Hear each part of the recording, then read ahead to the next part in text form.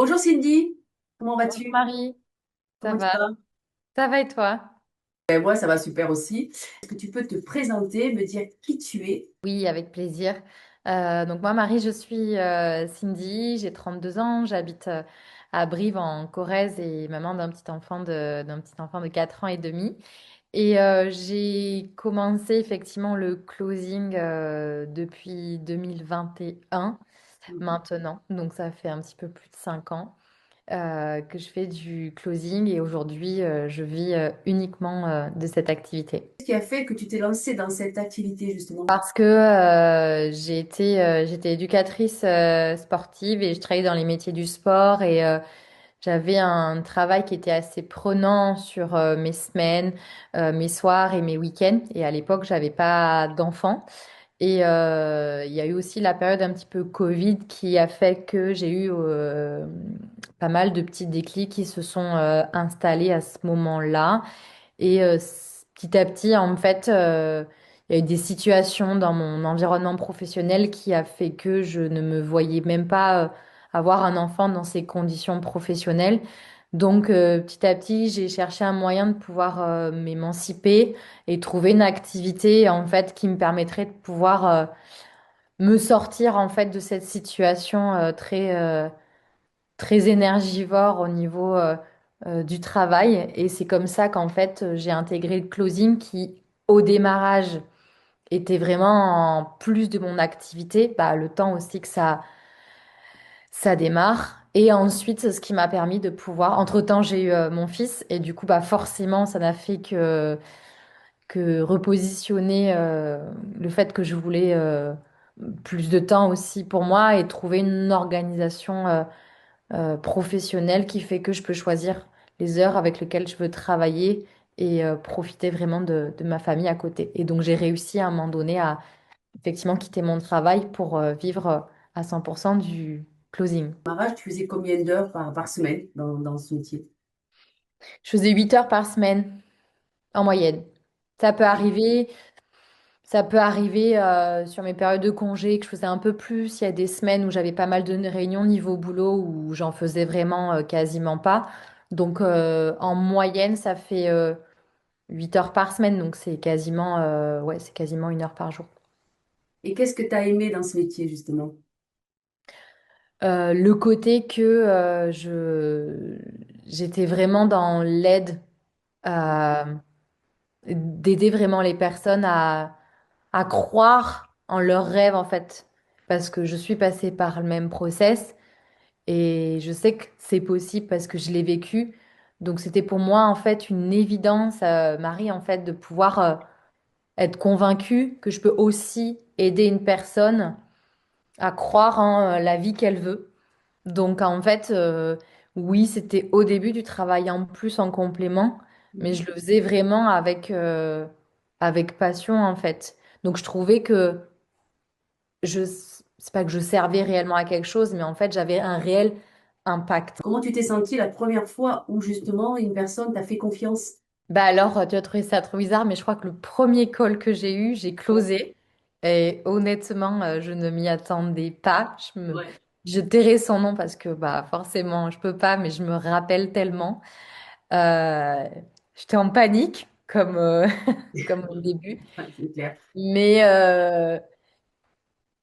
quand j'ai quitté le rendez-vous, etc., enfin, en fait, je me suis dit, c'est vrai, parce que indirectement, il y a toujours ce truc où est-ce que c'est vrai, etc. Mais si tu donnes tout et que toi tu l'as vécu, tant que t'as pas eu en fait ton premier oui et ton premier passage à l'action d'une personne qui te fait confiance, t'as toujours ce truc de dire allez, j'ai envie, mais qu'est-ce qui va se passer après que je close? Bah, je l'ai vécu directement.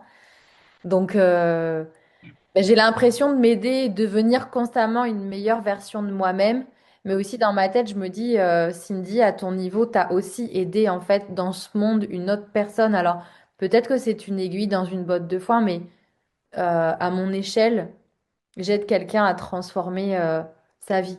En fait, j'ai toujours ce sentiment de me dire que bah, j'ai quand même mis la graine dans la tête d'une personne qui, grâce à ça, évoluera quoi qu'il en soit. C'est toujours toujours un moyen de pouvoir impacter les gens. Cindy, est-ce que tu peux me dire combien tu gagnes aujourd'hui en tant que closeuse? Oui, alors je vais aussi même te parler un peu de la progression que j'ai eue aussi. Mm. Tout à l'heure, je te disais que je travaillais 8 heures semaine. 8 heures semaine, en moyenne, j'étais à 1 500 € par mois. D'aller plus, des fois un peu moins, encore tout dépend aussi des fois. Mais j'étais à 1 500 € par mois. Aujourd'hui, alors quand on parle de temps plein dans le closing, ça peut être vraiment différent parce que ton salaire aussi, il peut aussi complètement varier en fonction du temps que tu as consacré. Tu vas avoir des closers aujourd'hui qui bossent 40 heures semaine Oui. et d'autres closers qui ont décidé pour des raisons X de travailler 15 heures semaine. Donc moi aujourd'hui, un volume en fait de rendez-vous de maximum 20, c'est entre 15 et 20 heures semaine. Mhm. Du coup, je suis en moyenne à 4 000 € par mois. C'est-à-dire que c'est des fois où je fais moins d'heures, je suis un tout petit peu moins, et il y a eu des mois où je suis montée à un petit peu plus de 6 000. Bravo. Donc, j'aurais cette possibilité même d'aller chercher plus loin, mais après, en parallèle, j'ai aussi d'autres projets. Je prends du temps aussi pour d'autres choses de ma vie, etc. Donc, le closing, c'est ce qui permet aussi de pouvoir Mm. varier ton temps en fonction des disponibilités et du temps que tu as besoin sur d'autres aspects. Donc, oui, aujourd'hui, j'atteins mes objectifs et Acheter des biens immobiliers avec le closing. Est-ce que tu peux m'en dire plus? oui, bah, carrément au début, le closing, je mettais de côté et pour pouvoir investir dans un appartement, effectivement. Ça a toujours été un de mes objectifs. Mm. Donc, j'ai réussi à investir dans un appartement. Et effectivement, bah, encore, c'est aussi grâce au closing, hein, parce que j'ai pu aussi mettre de côté. Et puis même financièrement, le fait d'avoir augmenté mes revenus, même au niveau des banques, bah, ça redistribue aussi les cartes sur l'angle financier. Et là, sur cette année, bah, avec mon conjoint, on a fait l'achat d'un immeuble. Donc voilà, on est dans cette Oui, phase où les projets...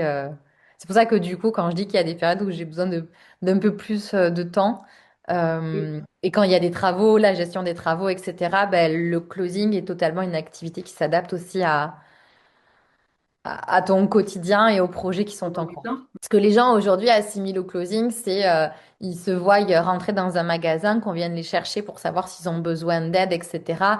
Et qui font leur baratin. Ça, moi, je déteste.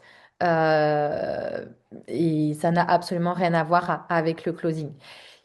Et Marie, je vais te dire une chose. Tu vas me dire, Oui, hein, aujourd'hui, les gens, ils aiment pas qu'on leur vende, mais les gens, ils adorent acheter. oui, c'est vrai. Les gens, ils aiment pas qu'on leur vende, Non. mais ils adorent acheter. Ouais, ça fait partie. D'accord que dans une Ouais. société de consommation, les gens, ils scrollent sur leur téléphone, ils achètent tout et n'importe quoi. Et ils n'ont pas besoin de conseiller, ils ont surtout des images qui font que du coup, c'est une attirance émotionnelle. Par contre, ils n'aiment pas qu'on vienne les voir, leur parler, etc. Ils ont l'impression qu'on leur vend. Le closing aujourd'hui, ça n'a absolument rien à voir. Le but du closing, c'est pas de vendre pour vendre, Mm.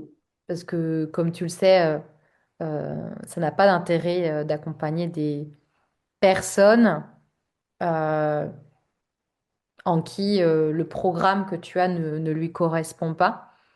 C'est pour que tu te retrouves avec des personnes qui sont pas alignées avec ta façon de faire, ça ne sert à rien. Donc le closing, il a un peu ce côté aussi où tu sélectionnes un petit peu les personnes Oui. qui vont rentrer ou non dans les accompagnements. Et à côté, le but, c'est de comprendre les besoins de la personne, comprendre pourquoi il est là. Donc bien sûr, c'est tout le processus du closing aujourd'hui. Donc on n'est pas là pour vendre, on est là pour pouvoir euh, être sûr que la solution qui est proposée correspond bien aux besoins de la personne et de pouvoir expliquer le process. Alors que la vente, c'est uniquement basé sur le fait qu'un conseiller veut absolument que tu achètes tel produit et forcément, il a une technique de force de vente qui est relativement très connue dans les magasins où tu vas te déplacer pour aller chercher des choses. Donc, il y a un monde qui est complètement différent de ce côté-là. Qu'est-ce que tu pourrais dire à toutes les personnes qui nous écoutent? Qu'est-ce que tu pourrais leur dire? Pour les femmes qui ne connaissent pas le closing, j'ai envie de dire renseignez-vous, Oui, parce qu'aujourd'hui, ce n'est pas une nouveauté. Et le but après, c'est que quand on commence dans le closing, c'est de se former. Euh, Se former pour apprendre une technique, mais aussi se former pour faire partie d'un réseau. ouais. Parce que la seule manière de perdurer et de pérenniser en fait ce travail, Mm. c'est pas une histoire de technique, c'est une histoire de réseau et d'état d'esprit. Et quand on a un réseau, c'est aussi une manière de pouvoir euh, avancer concrètement, c'est pouvoir créer du lien.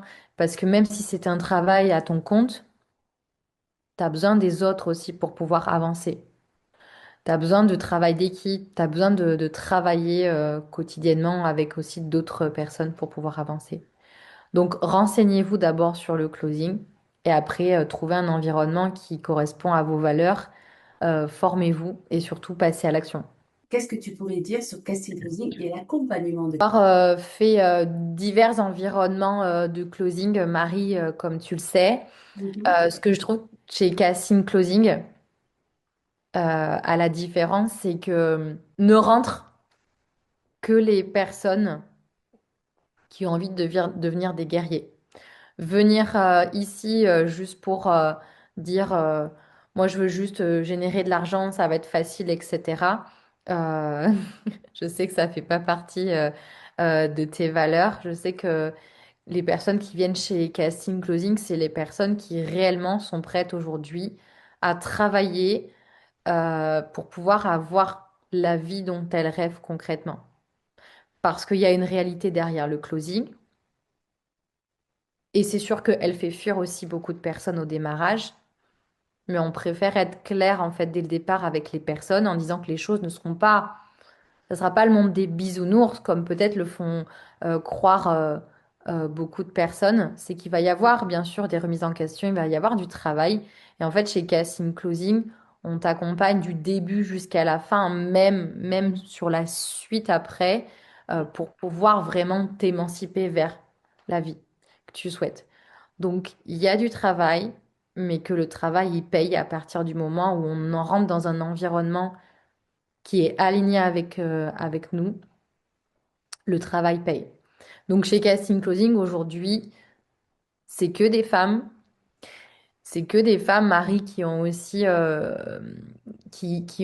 en fait, une expérience de vie, peu importe d'où elles viennent, qui elles sont, mais qui ont une expérience de vie qui fait qu'aujourd'hui, elles savent ce qu'elles veulent, mais elles savent aussi ce qu'elles ne veulent plus. Oui, ça c'est vrai. Même s'il y a des peurs, des croyances, je pense que ça fait partie aussi du process, hein, du closing, c'est de pouvoir travailler sur son mindset. Elles viennent ici parce qu'elles savent qu'elles vont tout donner pour atteindre leurs objectifs. Et toi, tu en as accompagné, il y a des personnes qui sont passées par des étapes comme ça, mais qui aujourd'hui, bah, elles sont sorties de leur zone de confort et petit à petit, elles sont en train de monter les marches et s'émanciper vers tout ça. Donc, toi, aujourd'hui, tu dis que le closing, c'est une belle opportunité, qu'il faut surfer, comme je dis souvent, sur la vague, parce que c'est vrai que le digital explose et que, effectivement, ben, c'est le moment de passer à l'action pour évoluer professionnellement et saisir toutes les opportunités qu'il y a aujourd'hui. Pour Casting Closing, c'est vrai que l'accompagnement est quand même assez personnalisé. Et pour clore cette interview, qu'est-ce que tu pourrais dire allez, en quelques secondes? Dire qu'il y a des milliards d'euros en fait à aujourd'hui à gagner dans le digital, peu importe l'activité. Mais le closing aujourd'hui, je dirais que si on rentre dans le closing, c'est parce qu'on veut aussi être en contact avec l'humain. À la différence, parce que quand on parle digital, Marie, aujourd'hui, ça veut tout et rien dire. Il y a un travail où tu es né que derrière ton ordinateur et c'est ça ton quotidien. Et il y a un travail où tu es derrière ton ordinateur mais avec des personnes. Et ça, c'est closing. Donc moi, vraiment, je vais parler vraiment la partie closing aujourd'hui. Euh, Si les personnes, elles aiment communiquer avec les gens, elles aiment pouvoir aider les gens, c'est un métier en fait qui correspond totalement aux besoins. Maintenant, il faut se faire accompagner pour comprendre comment on peut derrière à aller atteindre des objectifs financiers. Il y a des milliards d'euros aujourd'hui à gagner dans l'environnement du closing. Donc, si on ne le fait pas aujourd'hui et qu'on passe pas à l'action aujourd'hui, d'autres, tout simplement, prendront leur part du gâteau. Donc, aujourd'hui, effectivement, si les personnes ne surfent pas sur l'opportunité du closing alors que ça leur correspond, bah, d'autres personnes le feront à leur place et auront bien compris. Merci beaucoup, Cindy. J'ai été ravie de partager ce moment avec toi.